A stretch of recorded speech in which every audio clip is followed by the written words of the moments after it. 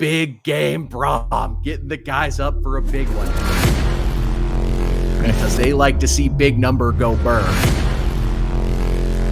This dude is a thumper.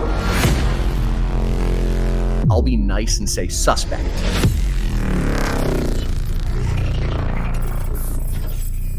It was only a matter of time before he flashed a gun.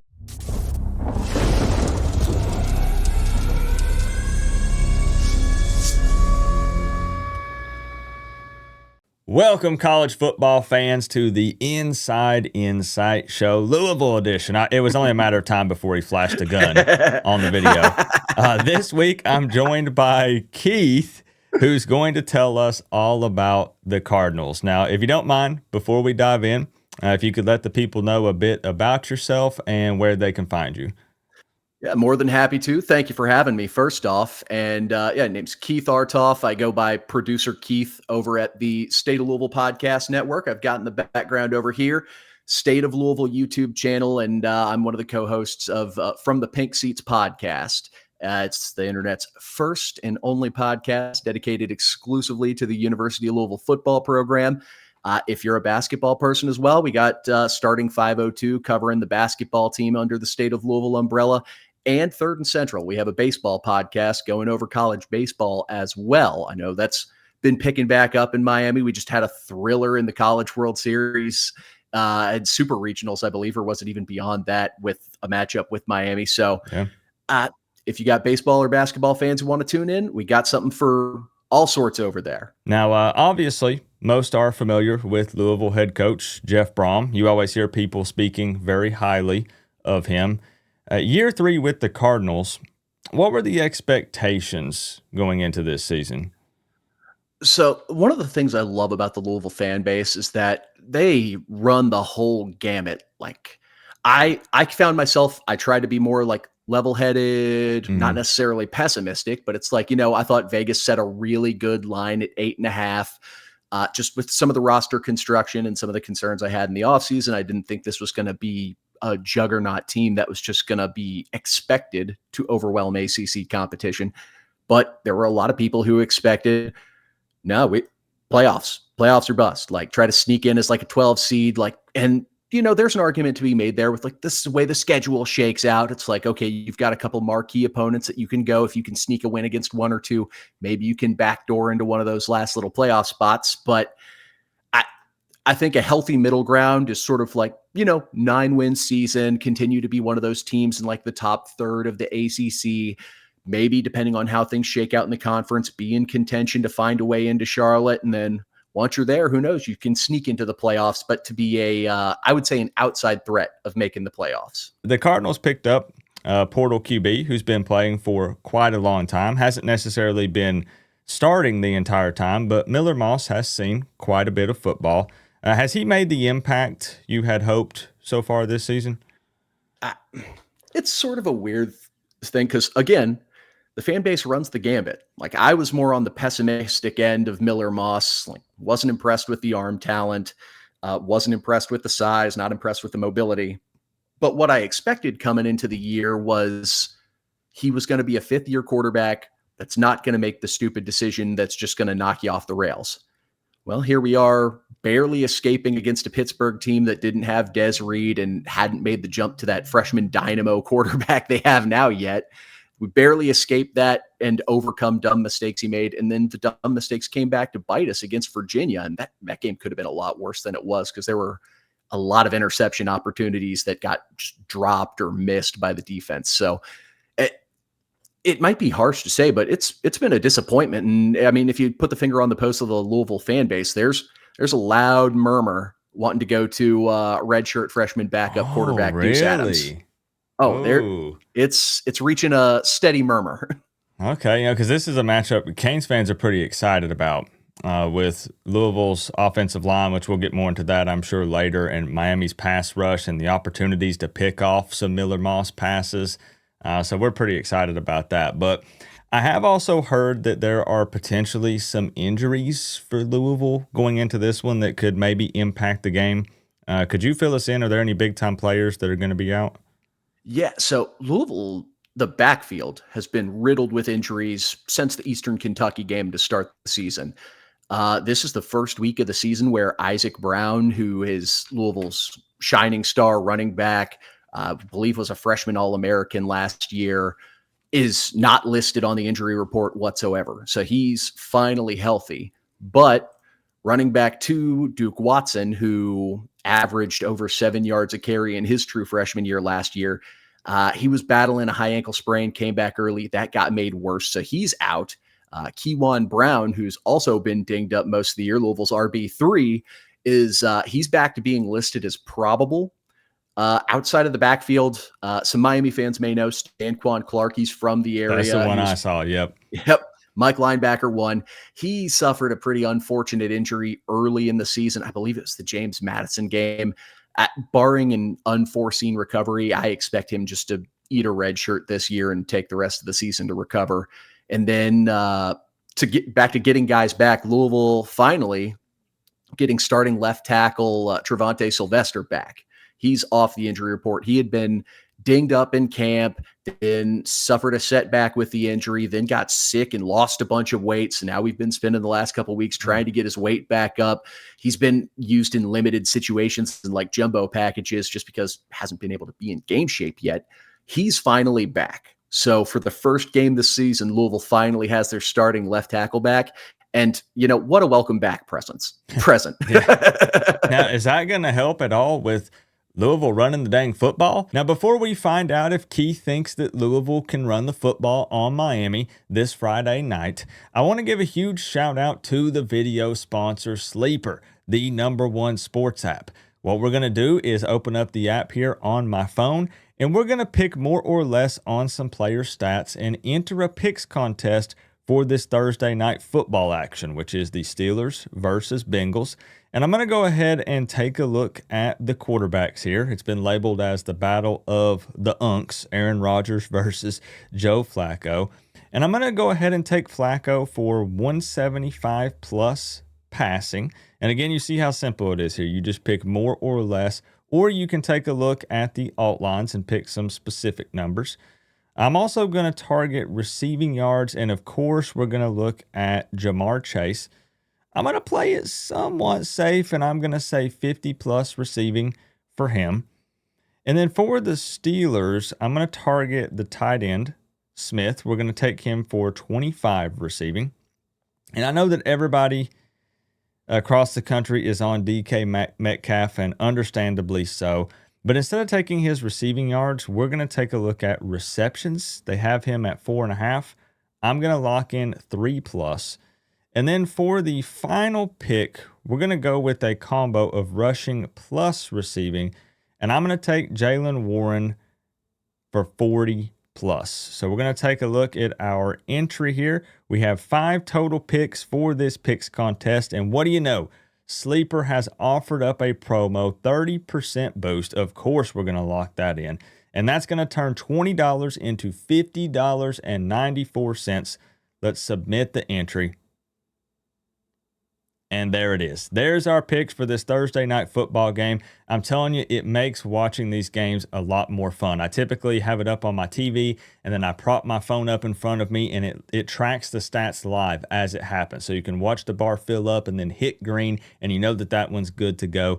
Make sure that you check out Sleeper. Link is down in the description. Love that app. It's my go-to app. Make sure that you use code word COOP when you do, because they'll give you a 100% deposit match up to $100 on that first deposit. And get this, if you download the app right now, you get a free $20, no deposit required, so you can try these picks contest for yourself. So shout out to Sleeper. Let's track this tonight and see if we can get a big W. Let's get back to Keith. Factoring in the sack yardage, I don't think that Louisville had over 50 rushing yards the past 2 games. Is that right?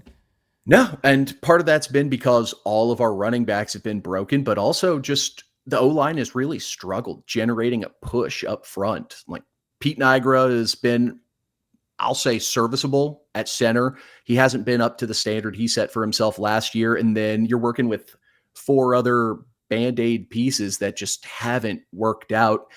The only other one who's really generating push, Lance Robinson, can't stop getting penalties. So any good he's been able to do has been offset by penalty yardage. Don't fix that tomorrow, all right? Let's keep that going.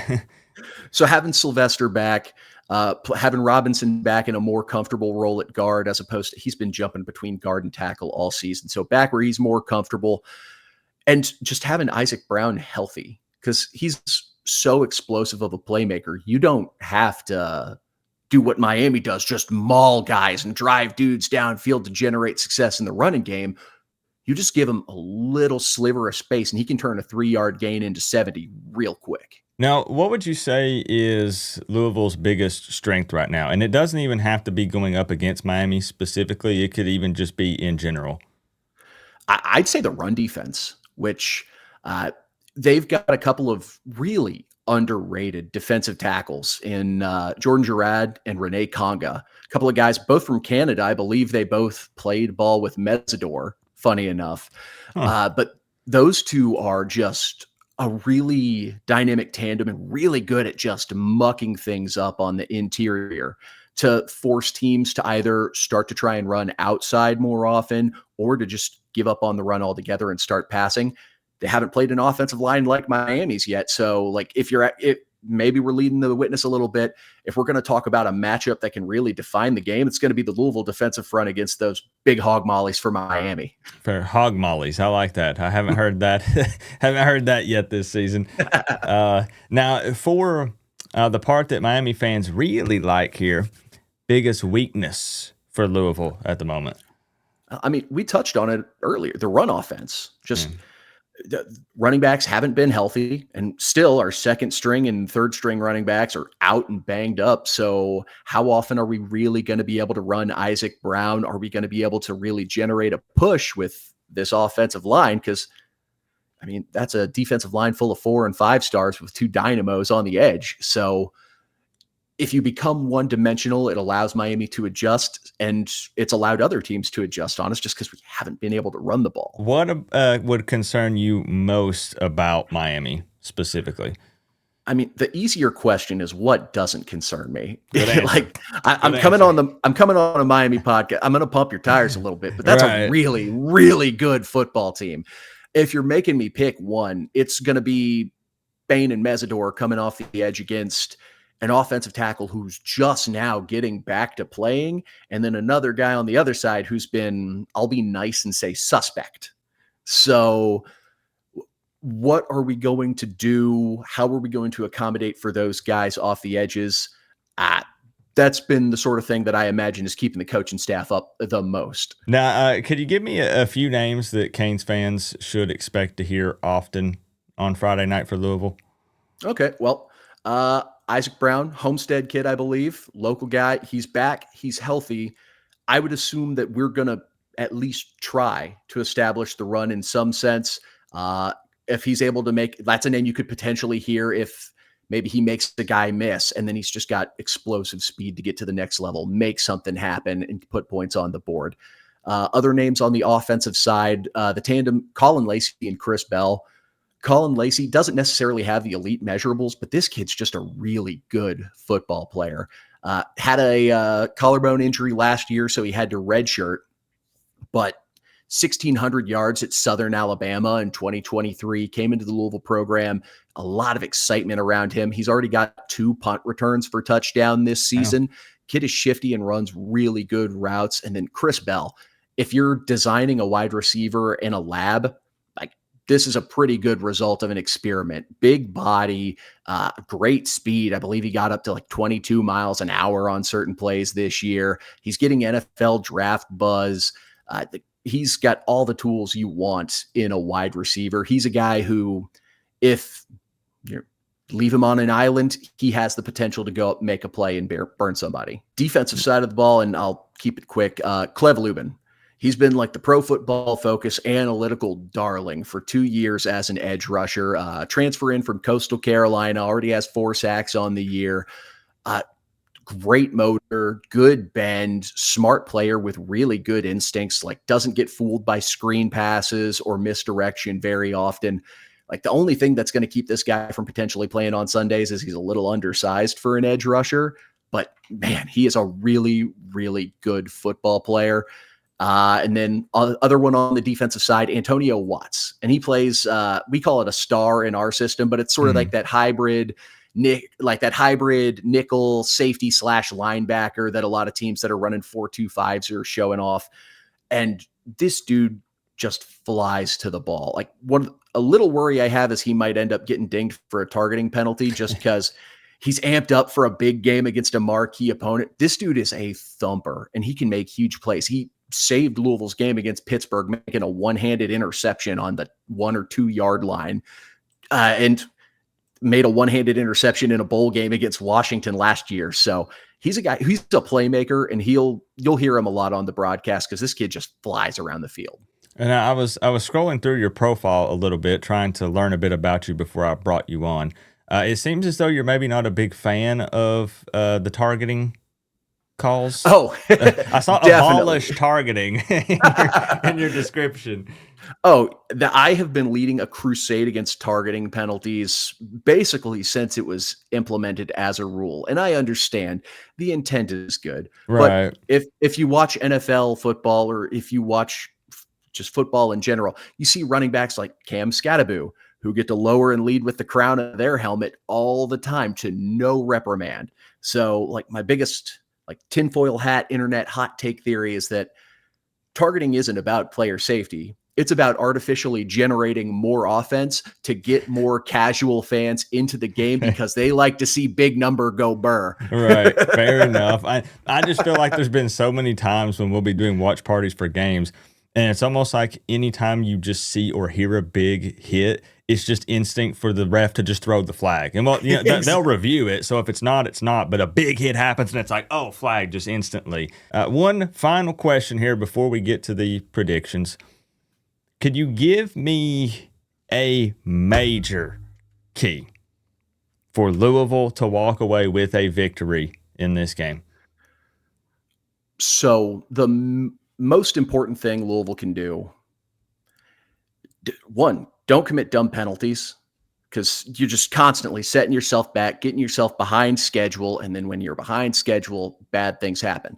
If you're wanting like an actual tangible gameplay element for it, on the defensive side of the ball, it's going to be difficult, but make Carson Beck uncomfortable. I'm not saying go back there and have like a 5 or 6 sack performance, but if you can push an interior lineman into his face, make him get a little bit outside of that pocket, he can make mistakes. Like when he's in the pocket and he's not disrupted, he has been fantastic this year. But you go back and again, go back to the Notre Dame game. It was a phenomenal catch by CJ Daniels, I believe, but it was a bad throw. You have to try and force Beck into making some mistakes like that. You can't let him get comfortable, because it's not necessarily going to be a tempo battle, because Miami does exactly what Louisville kind of needs them to do to stay in the game, because you all don't run super up-tempo game. You like to limit the game. I compared it to sort of like how a boa constrictor sort of takes out its prey. You just get wrapped around it, and then you just squeeze, and you apply that pressure and lean on them. So as long as Louisville isn't stupid, doesn't make a stupid mistake to give Miami possession or points, they're not going to run away from you. You just have to stay in the fight and try to force Beck into making a mistake. It's finally time. I'm going to break the ice here with some numbers. I've got the Canes winning it 34-17, favored by 13.5. I've got them winning by 17 points. And I did get a little bit of pushback on this because the Canes obviously didn't reach 30 points against Notre Dame. They didn't do it against Florida. They didn't do it against Florida State. And I've given Louisville's defense some credit going into this game, but I think that they do it on Friday night. 34-17. Keith, what do you got? So I think Vegas set a fantastic line for this game. Like 13.5. It's right sort of at that area where it's like, yeah, Miami doesn't like to really up the tempo. Yep. They've had a tendency of letting off the gas. Now, I don't know if that's Mario, like, hey, Shannon, stop doing all the cool stuff. Let's just chill for a bit, or what that's been. But what type of guest picker would I be if I didn't come on and support the Cards. We haven't seen the Mario Cristobal game yet this year. You talked about it earlier. He hasn't Cristobaled one yet. No. And no. Jeff Brom has that reputation. Big game Brom, getting the guys up for a big one. I've got the Cards 23-21 in an ugly one. You're telling me we're going to get Brommed on Friday night. Oh, buddy. Just don't go back and look at the old live show video where I definitely took Miami giving up the points. That's all right. Hey, I never blame a guest for, repping their team. You're in a hostile environment here coming over to my channel, so I totally get it. And hey, look, I'm going to go ahead and warn you. You're going to get verbally assaulted by some Canes fans in the comment section, but I do have some Louisville viewers. Shout out to Henry. Shout out to Henry Louisville, who is hanging out in my live streams all the time, repping the Cardinals. You guys have some awesome fans. Trash talk aside, I've had some great interactions with Louisville fans, so don't blame you at all for picking your team. Again, Keith, I appreciate you taking time to jump on the channel and tell us a little bit about Louisville. I think it's going to be a good game. I do think it's going to be a good game. The world's going to be watching. It's Friday night. Yeah. So everybody's going to be watching this Miami-Louisville game. It's an ACC showdown. Louisville can't afford to drop 2 in a row and be 1-2 in the conference. You don't want to be like Florida State and you go on a skid and you got to make fun of Florida State any chance I get here. Oh, of course. So, Keith, I know y'all got something you like to do. I'll throw mine up. There's that gun again. There it is. Keith, we appreciate you, man. Hey, thank you for having me on. Appreciate you.